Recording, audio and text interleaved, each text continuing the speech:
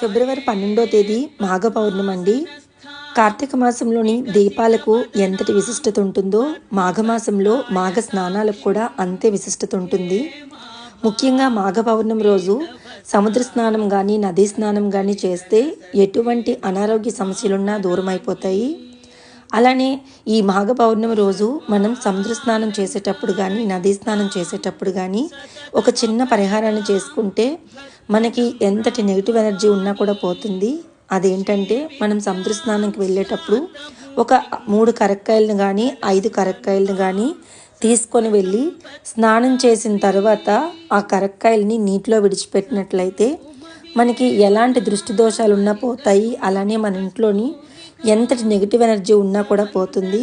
అలానే ఆ రోజు లలితాదేవి అమ్మవారికి లలితా సహస్రనామం పారాయణం చేసి క్షీరదీపం పెట్టి క్షీరాన్నాన్ని నైవేద్యంగా పెడితే చాలా మంచిదండి. ఈ విధంగా మాఘ పౌర్ణమి పూజనైతే ప్రతి ఒక్కరూ చేసుకొని ఆ అమ్మవారి కృపకి పాత్రలవుదాం.